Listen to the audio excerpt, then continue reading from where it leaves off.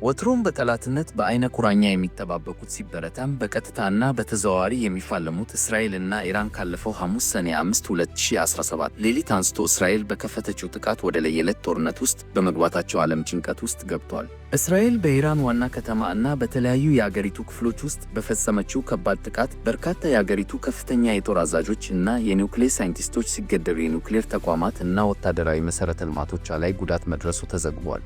ይህንን ጥቃት ተከትሎ ኢራን በበኩሏ የአጸፋ እርምጃ በመውሰድ በርካታ የእስራኤል ከተሞችን በሚሳይሎች እና በድሮኖች አጥቅታለች። ከዚያ ዕለት በኋላ የእስራኤል ጥቃት የቀጠለ ሲሆን የኢራንም የአጸፋ ምላሽ እንደቀጠለ ነው።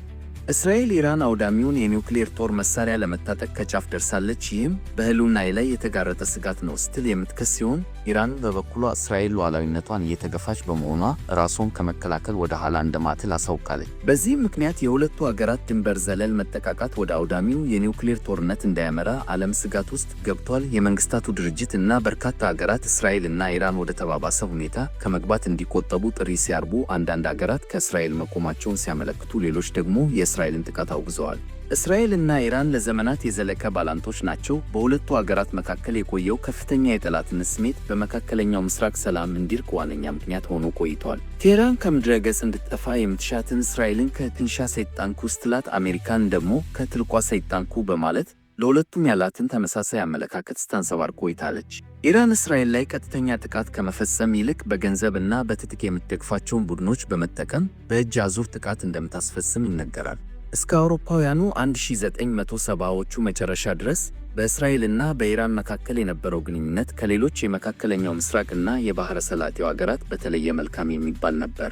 እስራኤል በ1948 ላይ ከተመሠረተች በኋላ ከግብፅ በመቀጠል ለአይሁዳዊቷ አገር ዕውቅና በመስጠት ሁለተኛዋ እስላማዊት አገር የነበረችው ኢራን ናት። በወቅቱ ኢራን ትመራ የነበረው በመካከለኛው ምስራቅ ጠንካራ የአሜሪካ አጋር በነበረው የሻህ ፓህላቪ ሥርወ መንግሥት ነበር። የአያቶላህ በሜኒ እስላማዊ አብዮት የሻህ መንግሥትን ገርሶ ራሱን የጭቁኖች መሪ አድርጎ ብቅ ሲል የመንግሥታቸው ዋነኛ መለያም የአሜሪካን እና የአጋሮቿን ከኢምፔሪያሊዝም ከመቃወም ሆነ። የአያቶላ አስተዳደር ኢራን ከእስራኤል ጋር የነበራትን ግንኙነት አቋረጠ። ለእስራኤል ፓስፖርትም ዕውቅና ነስቶ በቴህራን የነበረውን የእስራኤል ኤምባሲን የእስራኤል መንግሥትን ሲዋጋ ለነበረው ለፍልስጤም ነጻነት ድርጅት ፒኤልኦ አሳልፎ ሰጠ። በመላው ዓለም የሚካሄዱ ግጭቶችን የሚያጠናው ኢንተርናሽናል ክራይሲስ ግሩፕ ዳይሬክተር የሆኑት አሊ ቫይዝ የኢራን መሪዎች ጥላቻ የጀመረው ገና ከጠዋቱ ነው ይላል። በእስራኤል ላይ የመረረ ጥላቻ የአዲሱ የኢራን መንግሥት መገለጫ የሆነው አብዛኞቹ የኢራን አመራሮች እንደ ሊባኖስ ባሉ አካባቢዎች ከፍልስጤም ተዋጊዎች ጋር ወታደራዊ ልምምድ እና የሽምቅ ውጊያ ሲያደርጉ ቅርበት ስለፈጠሩ ነው ይላል። ከዚህ በተጨማሪም አዲስቷ ኢራን ራሷን የፍልስጤማውያን ጉዳይን በማጉላት የሙስሊሞች ተቆርቋሪ አገር ሆና ለመታየት ስለምትሻ ጸረ እስራኤል ሆና ብቅ ብላለች። እንደ ቫይዝ ገለጻ ቀደም ባሉት ዓመታት ለእስራኤል ትልቋ ስጋት ኢራቅ በነበረችበት ዘመን እስራኤል ኢራን ያመረረች ጠላት ትሆንብኛለች የሚል ጥርጣሬ አልነበራትም ይላሉ።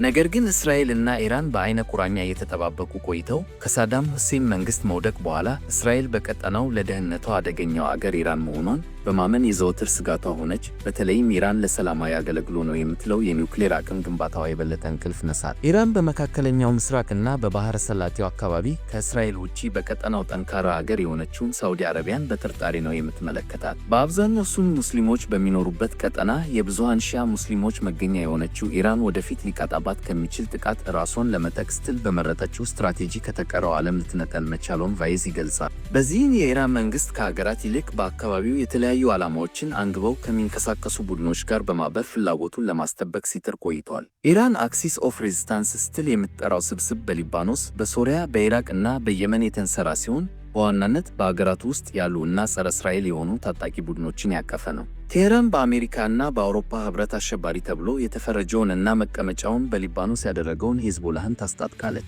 ጋዛን ለሚያስተዳድረው ሐማስ፣ በየመን ለሚንቀሳቀሱት ሁቲ አማጽያን ኢራን የተለያዩ ድጋፎችን በማድረግ በአካባቢው ተጽዕኖ ስትፈጥር ቆይታለች።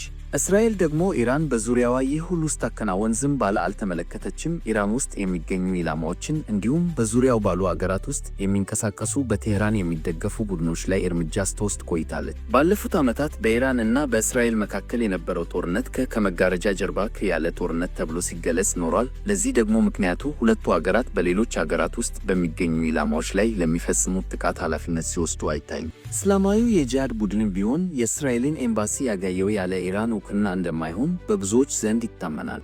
እስራኤል የኢራን ጉዳይ አንገብጋቢ የሚሆንባት የአያቶላህ ቴህራን የኒውክሌር ፕሮግራም ነው። ለዚህም ኢራን የቦምቡ ባለቤት እንዳትሆን እስራኤል የተቻላትን ስታደርግ ቆይታለች። ኢራን ግን የኒውክሌር ፕሮግራሟ ብቸኛው ዓላማ የኤሌክትሪክ ኃይል ለማመንጨት የሚውል ሰላማዊ ዓላማ ያለው ነው ስትል ቆይታለች። ይህን ምክንያት ጨርሶ የማትቀበለው እስራኤል በዲፕሎማሲ በኩል ኢራን ላይ ማዕቀብ ከማስጣል አልፋ ከአሜሪካ ጋር አብራ የኢራንን የኒውክሌር ማብላያ ጣቢያን ስቷኔት በሚባል ኮምፒውተር ቫይረስ አውካ ከፍተኛ ጉዳት አድርሳ ነበር። እስራኤል የኢራን ኮምፒውተሮችን ብቻ ሳይሆን ሳይንቲስቶቿንም ኢላማ እያደረገች በቴህራን ጎዳናዎች ላይ ገድላለች። የእስራኤል የስለላ ተቋም ሞሳድ እኒህን ተመራማሪ ለመግደል ያደረጋቸው ተደጋጋሚ ጥረቶች ሳይሳካሉት ቆይተው ነበር። ከ5 ዓመታት በፊት ከኢራን መዲና ቴህራን ወጣ ብሎ ከሚገኝ ስፍራ ፋክር ዘይድን የመግደል ውጥኑ ሰምሮለታል። ኢራንም ብትሆን በእስራኤል ላይ ድሮኖችን እና ሮኬቶችን ስታስወነጭፍ እንዲሁም የእስራኤል ተቋማት ላይ የሳይበር ጥቃት ስትፈጽም ቆይታለች። የአረብ አብዮትን ተከትሎ 2011 በሶሪያ የተቀሰቀሰው የእርስ በርስ ጦርነት ሌላኛው የእስራኤልና የኢራን የቅራኔ ምንጭ ነው። ምዕራባውያን እንደሚሉት ከሆነ አመፅ የተነሳባቸውን ፕሬዝዳንት ባሻር አልአሳድን በስልጣን ለማቆየት ኢራን ጦር መሳሪያ፣ ገንዘብ እና ስልጠና የሚሰጡ የጦር መኮንኖችን ልካለች። እስራኤል ደግሞ ጠንካራው የሊባኖስ ሄዝቦላ ቡድን ከኢራን የሚያገኛቸው ድጋፎች በሶሪያ በኩል የሚያልፉ ስለነበሩ የባሻር አልአሳድ መንግስት መወገድን አጥብቃ ትሻ ነበር። እስራኤል እና ኢራን በየብስ ላይ ከመጋረጃ ጀርባ የሚያካሂዱት ጦርነት ወደ ባህር ላይም ተሸጋግሮ በተለያዩ ጊዜያት በመርከብ የጉዞ መስመሮችም ላይ ስጋትን ሲደቅን ቆይቷል።